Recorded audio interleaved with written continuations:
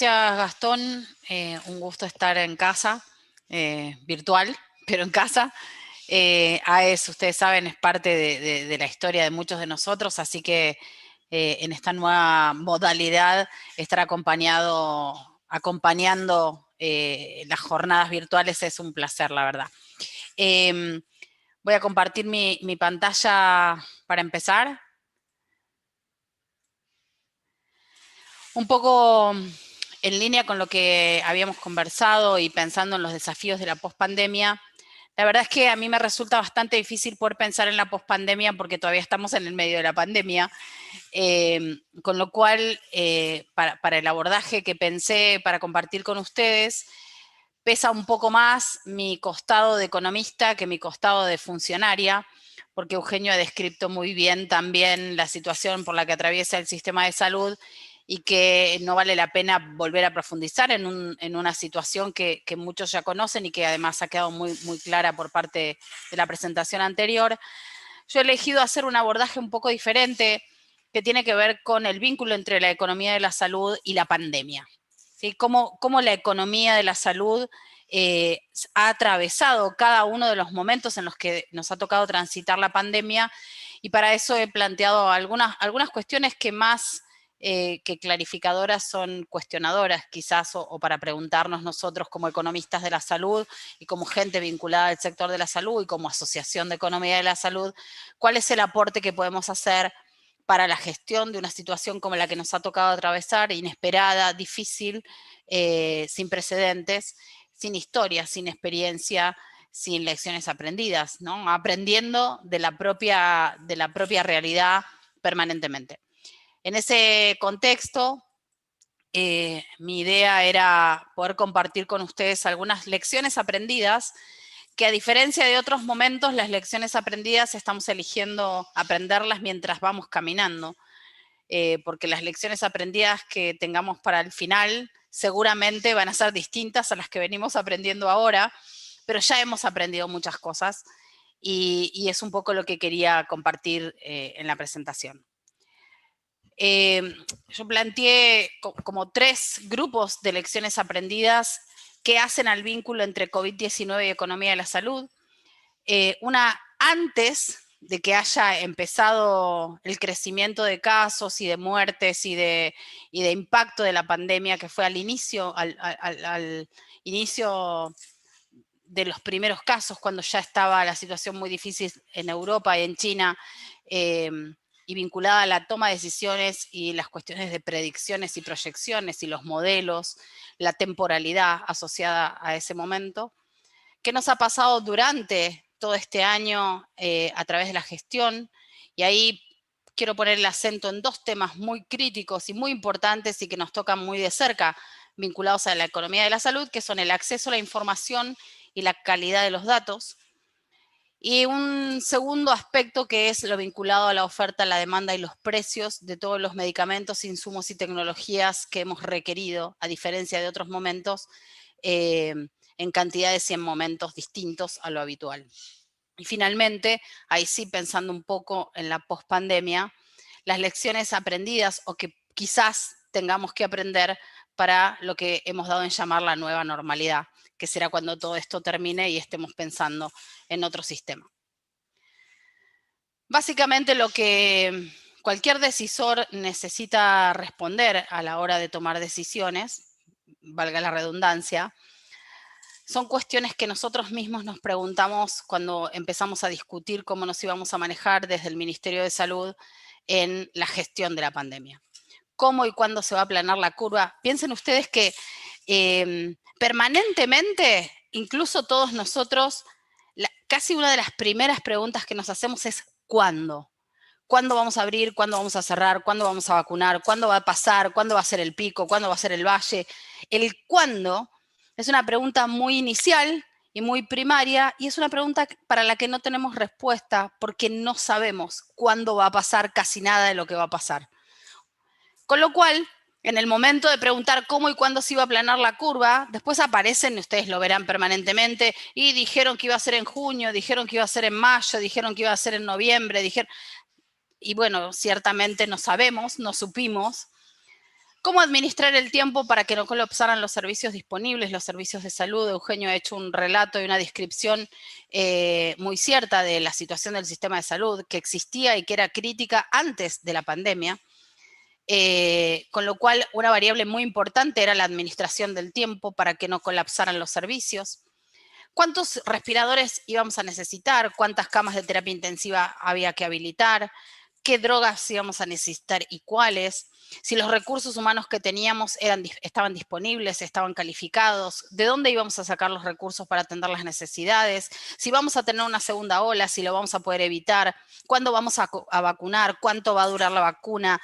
Todas estas preguntas nosotros nos la tuvimos que hacer cuando en Argentina teníamos 3 casos, 10 casos, 15 casos. Ciertamente, el día que hicimos la estimación o la proyección de cuál iba a ser esperado, el número total de casos esperados y las muertes proyectadas, fue un día que teníamos acumulados 13 casos. Imagínense ustedes qué información teníamos para poder proyectar lo que iba a venir, nadie lo sabía, pero en ese momento hubo que tomar la decisión de cuántos respiradores íbamos a necesitar, de cuántas camas íbamos a tener que habilitar, porque de esa decisión iba a depender cómo nos iba a ir en el resto del tiempo. Para quienes han transitado y han tenido que participar o lo hacen de la gestión pública, todos nosotros sabemos que comprar en el Estado no es como comprar en casa. Uno no sale a la puerta y compra lo que hace falta, sino que uno tiene que dar cuentas y hacer procesos administrativos distintos y que no se pueden saltar. Uno no puede salir a comprar sin planificar, sin licitar, sin hacer una compulsa. Digo, cosas que llevan mucho tiempo. Digo esto porque las decisiones se tomaron en un momento muy, muy temprano. Y la mayor parte de esas respuestas y de esas decisiones se tuvieron que tomar de una manera muy temprana y a partir de elegir algunos modelos. Los modelos que habitualmente se utilizan para las predicciones y para las proyecciones y para las simulaciones son unos modelos conocidos y que si no eran conocidos, se hicieron conocidos. Los modelos SER o SEIR, que son susceptibles, expuestos, infectados y recuperados. Esos modelos, que son los utilizados habitualmente como modelos epidemiológicos para la predicción, sobre todo en influenza, o en otras infecciones, pero se usa mucho en influenza, se sostienen en supuestos de muchas variables y usan muchos parámetros, como los que ustedes ven descritos ahí. La tasa básica de reproducción, el rol de los oligosintomáticos, los presintomáticos, los asintomáticos, las reinfecciones, la inmunidad, qué pasa con medidas de aislamiento y sin medidas de aislamiento, bueno, una cantidad de cosas. Y a partir de esa definición y de esa estimación, se estiman los recursos que vamos a necesitar para atenderlos. Las camas, lo que les decía recién. Lo paradójico es que justamente la variable endógena del modelo, que es la cantidad de casos y muertes en todo caso, y sobre las que se sostienen las proyecciones, es absolutamente desconocida, y lo fue. Entonces necesitábamos tomar decisiones con mucha información, pero pocos datos. Y eso resta muchísimos grados de libertad. Digo esto porque esto es solamente ilustrativo, pero nosotros hemos recibido en el Ministerio de Salud no menos de 50 proyecciones distintas de cómo iba a evolucionar la pandemia a lo largo de este año. Hubo infinita cantidad de grupos trabajando en investigación para encontrar la mejor forma de predecir lo que iba a pasar. Y lo que nos pasó es que las diferencias en estos modelos no variaba en miles o en cientos, variaba en millones. Mientras que algunos predecían que íbamos a tener 10 millones de infectados, otros predecían 20.000 casos. Mientras que algunos pensaban o estimaban cientos de decenas de miles de muertos, otros pronosticaban algunos menos. Con lo cual, yo siempre suelo decir que los economistas tenemos la virtud de proyectar el pasado, porque hacemos modelos y después vemos si ajustan con lo que ya pasó. Y si ajustan con lo que ya pasó, entonces nos sirven para explicar el futuro. Lo cierto es que en este caso no teníamos forma de ver si ajustan para atrás, porque no teníamos un para atrás. Ninguno de estos modelos logró predecir lo que pasó en ningún país. aún con todas las precisiones metodológicas en las que también participamos, porque Argentina participó de no menos de 10 grupos de trabajo en distintas órbitas y distintas universidades de Argentina y del mundo, para proyectar, la verdad es que ninguno pudo explicar lo que finalmente ocurrió. Y es por esa razón que desde una mirada sanitaria, y casi les diría en contradicción conmigo misma, el uso de modelos predictivos en este tipo de situaciones resulta ser cada vez menos interesante. Porque la información científica puede ser un elemento para la toma de decisiones, pero hay un problema de temporalidad que no nos permite justamente utilizarlos en el momento que tenemos que tomar las decisiones. Esta es una de las primeras cosas que aprendimos. ¿Y qué aprendimos de esta primera etapa? Primero, que es fundamental para la autoridad sanitaria contribuir con la ciencia para perfeccionar los modelos. No es que los modelos no estén bien, es que a veces los modelos no tienen la cuota de realidad que deben tener para poder ser útiles para la toma de decisiones. Y por el otro lado, que es fundamental que la ciencia comprenda las necesidades sanitarias y las limitaciones que las necesidades o que la gestión pública tiene para que pueda estar a la altura de eso. La verdad es que nosotros, debo resaltar también que hemos hecho un excelente trabajo con el Ministerio de Ciencia y Tecnología, con Presidencia de la Nación, con Ministerio de Economía, de Desarrollo Social, con Turismo, con Transporte, con Comunicaciones, porque trabajamos en modelos súper interesantes de prospectiva, muy complejos, que realmente estuvieron muy bien, pero que ninguno logró predecir lo que iba a pasar. Fue un excelente ejercicio teórico, pero no fue útil para la toma de decisiones en el momento que lo necesitábamos. Hace falta que encontremos un equilibrio entre la precisión teórica y metodológica y la toma de decisiones. Nos hemos pasado discutiendo y yo totalmente involucrada, ¿no? Y casi lo digo más como economista que como funcionaria, en cómo se calcula el R0, si el R0 es el que es o si no es, o si es, qué modelo usamos, qué sistema usamos para medirlo, en cuestiones de precisión metodológica que nada tienen que ver con la toma de decisiones. Los tiempos para la ciencia no son los tiempos para la acción sanitaria. Y siempre, siempre, absolutamente siempre, la decisión política es la que marca la diferencia. Porque hubo que decidir cuando no teníamos información para hacer una buena decisión. ¿Qué nos pasó en el durante? Desde que pasamos esa etapa inicial donde se empezaron todos los procesos de compra de todos los insumos que creíamos necesitar, equipamiento, etcétera. ¿Qué nos pasó durante este tiempo con los datos? Con los datos nos pasa algo bastante particular.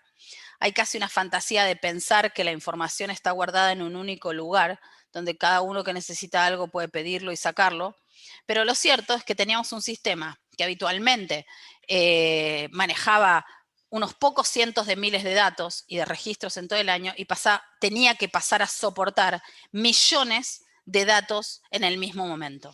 Para quienes entienden algo de sistemas saben que ningún servidor soporta semejante cambio sin prepararse, que no hay servidores preparados para semejante carga de información, que el Sistema Nacional de Vigilancia Sanitaria es un sistema muy viejo y que no tuvimos tiempo de prepararlo para adaptarlo a esta realidad, que básicamente la mayor parte de la gente no sabe muy bien quién carga, cómo carga, dónde se produce la información, el rol que tienen las provincias en la carga, todas las cuestiones vinculadas al análisis en la investigación epidemiológica, cómo se clasifican los casos y las muertes, la residencia y la ocurrencia. Esto es un tema bastante interesante. Hemos tenido muchas situaciones donde alguna provincia se ha quejado. Ahora no, porque ya todas tienen muchos casos, pero al inicio, cuando había poquitos casos, me pusieron un caso, decía una provincia. Lo cierto es que el sistema, por ejemplo, solo como ejemplo, ¿no? Cuando uno carga el número de documento de una persona como caso sospechoso de COVID en el Sistema Nacional de Vigilancia, no carga su domicilio y el resto de la información de esa persona, porque esa información se extrae, se chupa, porque dialoga el sistema del Registro Nacional de las Personas. Con lo cual, si una persona nunca hizo el cambio de domicilio y tiene domicilio, no sé, en la provincia de Córdoba, pero vive en Buenos Aires, cuando uno lo registra y carga su número de documento, ese caso es un caso de Córdoba. ¿Qué posibilidad tiene un sistema para saber que la gente está viviendo en otro lugar si no lo tiene declarado? Esa cosa tan sencilla, no se imaginan ustedes la cantidad de problemas que nos trae, porque ¿qué le interesa al sistema? no dónde tiene domicilio la persona, sino dónde está la persona, porque esa persona puede transmitir. Hay que cuidarla, hay que prestarle atención. Entonces, empieza a haber una serie de cuestiones que solo las conoce quien maneja la información. Nosotros tenemos una falta de precisión importante en algunas cuestiones y la verdad es que los modelos nos pedían una precisión que no teníamos. Lo mismo que nos está pasando, que nos ha pasado durante este tiempo con las exigencias, sobre todo de mediáticas o de la prensa o de los distintos actores del sistema respecto de explicar las diferencias de algunas cosas que difícilmente uno las puede explicar si no explica antes cómo funciona el sistema de información. Solo para ilustrarlo con un ejemplo, lo que ustedes ven ahí es el Sistema Nacional o un gráfico o un esquema de cómo funciona el Sistema de Información Sanitaria en Argentina, que se llama SISA. El sistema SISA es una plataforma integrada por muchos registros, el Sistema Nacional de Vigilancia, el Sistema de Estadísticas Vitales, el Registro de Establecimientos, el Registro de Profesionales, el RENAPER dialoga con SISA y hay un montón de otros registros, muchos. Cuando uno carga, por ejemplo, un fallecimiento, todos nos preguntan, por ejemplo, por qué no podemos explicar si tenemos más o menos muertes este año que el año pasado. La verdad es que no lo sabemos todavía, porque nosotros todavía tenemos un sistema de estadísticas de defunciones que registra el certificado de defunción en papel. Y las causas de muerte se ponen en un papel, no se ponen en un sistema. En el sistema se ponen, cerrado el año, se carga toda esa información. Con lo cual hoy no sabemos cuántos son los muertos, sí la cantidad, pero no las causas de muerte del ejercicio pasado, porque todavía todas las provincias no informaron sus muertes 2019. Entonces tenemos dos sistemas, el Sistema Nacional de Vigilancia, que es donde se carga toda la información vinculada con las enfermedades de notificación obligatoria, pero tenemos el sistema de estadísticas habitual, como es el Sistema de Estadísticas Vitales, que tiene otro ritmo, que tiene otra forma de registrarse, y esos dos sistemas no dialogan. Por eso se acuerdan ustedes cuando aparecieron los 3.000 y pico de casos de fallecidos de la provincia de Buenos Aires que no estaban en el sistema. No es que no estaban cargados en otro sistema, en el sistema de estadísticas vitales, que se refleja a través del Registro Nacional de las Personas. Y no estaba cargado en el Sistema Nacional de Vigilancia. ¿Por qué? Para que eso ocurra, quien carga el fallecimiento en el Sistema de Estadísticas Vitales tiene que recordar ir a buscar a esa persona en el Sistema Nacional de Vigilancia y cargar también ahí el fallecimiento. Eso no se consigue de un día para otro, eso requiere entrenamiento, que muchas veces no hubo tiempo de hacerlo, y eso es un poco entender por qué algunas de las informaciones tuvieron que ser modificadas y corregidas sobre la marcha. Otra cosa que pasó, que nos sigue pasando con distintas magnitudes, es que tampoco nunca en la historia habíamos asistido a una crisis de demanda global y a una crisis de oferta global simultáneamente. Todos los países del mundo demandando las mismas cosas en el mismo momento, con una imposibilidad de la oferta de adaptarse a semejante crecimiento de la demanda. Ustedes piensen que para ampliar la capacidad de producción de un aparato productivo no se hace de un día para otro, no se hace en poco tiempo. Entonces, ¿qué nos pasó? Que los pocos países que siempre fueron abastecedores del mundo cerraron esa posibilidad de venderle al mundo para abastecer a sus propias economías, a sus propios sistemas. Entonces, todos los países que somos básicamente importadores, nos quedamos sin la posibilidad de conseguir muchas cosas. Nos sigue pasando todavía con algunos medicamentos que son utilizados en la terapia intensiva, no logramos conseguirlos porque no se fabrican en Argentina.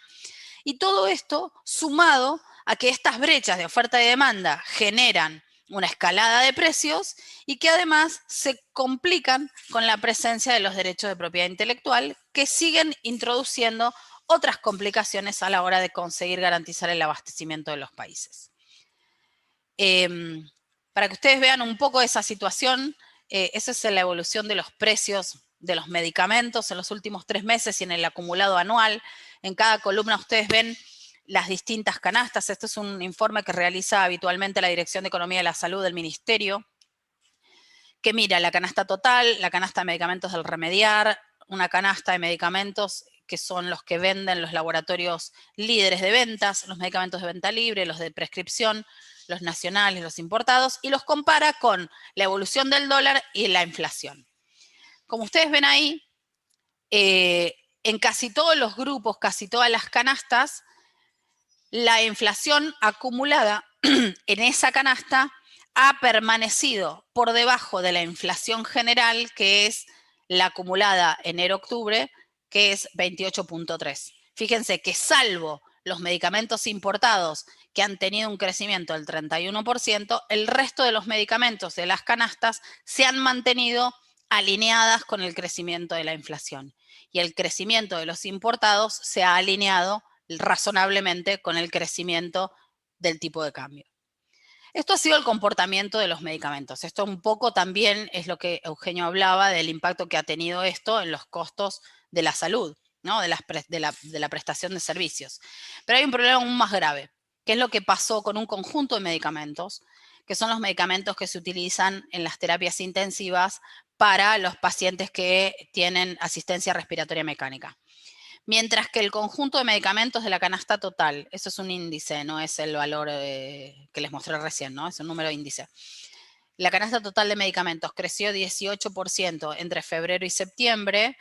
Los medicamentos que se le vendieron al sistema institucional, a las instituciones de salud, a las obras sociales, a los hospitales, a los ministerios, en el mismo periodo creció en promedio 209,5%. Esto es imposible de sostener para un sistema de salud que cuenta con presupuestos fijos o devaluados o todavía deteriorados para poder comprar lo que hacía falta, no solamente por los precios, sino por las posibilidades de conseguir esos medicamentos.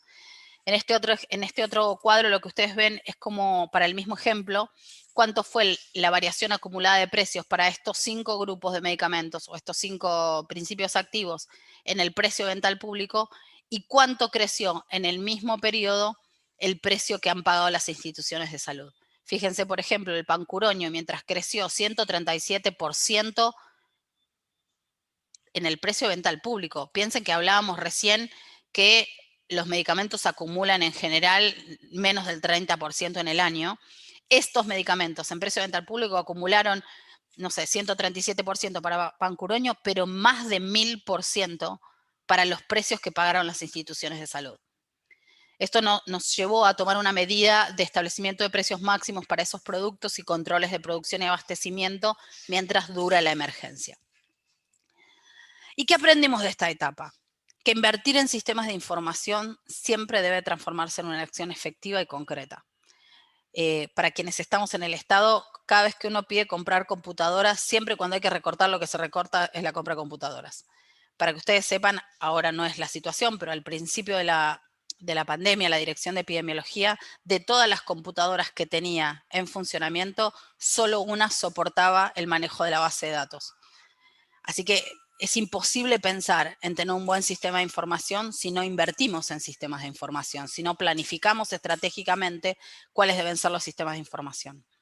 Que no podemos tomar buenas decisiones con información parcial y asincrónica, que la autoridad sanitaria es quien debe conducir el proceso de abastecimiento y de distribución para lograr mejores resultados y justos. Esto hizo que el Ministerio de Salud, por ejemplo, centralizara las compras de respiradores o de insumos, de elementos de protección personal o de test de diagnóstico, porque si no, quien tiene la posibilidad de comprarlo lo consigue y el resto no lo consigue. Y ustedes saben muy bien que en Argentina tenemos unas diferencias muy grandes en cuanto a la capacidad de compra que puedan tener los distintos actores del sistema. Y por eso, en una situación crítica y de emergencia, el rol rector del Ministerio de Salud es clave, que debemos revisar la matriz productiva y planificar estratégicamente la producción local. Para que ustedes se den una idea, el látex se usó para guantes y por lo tanto no pudimos comprar la cantidad de preservativos que necesitábamos, porque también el resto de las cosas ocurren y siguen pasando. Y hoy estamos en una situación donde hemos tenido que importar preservativos porque la capacidad local no es suficiente y en el mundo tampoco es suficiente. Ya para ir cerrando algunas cuestiones, que las planteo en un marco más de incertidumbre, ¿no? Porque ¿cómo vamos a seguir adelante? ¿Qué cosas aprendimos o podremos llegar a aprender una vez que esto termine? Y es quizás la importancia del uso de la tecnología digital como una nueva normalidad, quizás la necesidad de tomar conciencia colectiva en el cuidado de todos, quizás el cambio en los modos y en los estilos de vida, quizás la búsqueda de responsabilidad individual en el cuidado propio y de los demás, quizás el fortalecimiento de la posición regional para encontrar soluciones comunes y más justas. Y acá quiero detenerme un segundo. Argentina en este momento se encuentra en un momento de construcción o de reconstrucción de una posición regional frente a algunas situaciones que nos afectan a nivel global, como es el tema de los precios de los medicamentos, de las patentes, de los derechos de propiedad intelectual. Y hoy Argentina no tiene una posición regional unificada. No les quepa ninguna duda que si hubiera estado funcionando la UNASUR o si hubiera estado funcionando adecuadamente los mecanismos de posicionamiento regional como corresponde, los ministros de salud de los países se hubieran reunido para discutir una estrategia de abordaje juntos. Y no ocurrió, más que alguna reunión formal donde cada cual dijo algo, pero no hubo reuniones de posición para discutir vacunas, para discutir aprovisionamiento. Con lo cual, Argentina ha identificado que acá hay un espacio muy importante para seguir trabajando en la construcción de una posición regional, porque ciertamente nuestra región no se encuentra entre las regiones más avanzadas del mundo y necesitamos tener y tomar algunas decisiones al respecto. Desde lo político, ¿qué aprendimos? Que estamos obligados a replantearnos los modelos de innovación y de mercado, que la experiencia mundial nos demostró que frente a, una crisis como la que nos ha tocado atravesar, el abastecimiento de productos esenciales se puede ver comprometido, que es clave trabajar en la definición de lo que llamamos bienes públicos globales, que esta crisis nos tiene que servir para reforzar la acción colectiva y la cooperación y que necesariamente tenemos que encontrar una respuesta global a un problema global. Y otra vez, y que la decisión política es siempre la que marca la diferencia.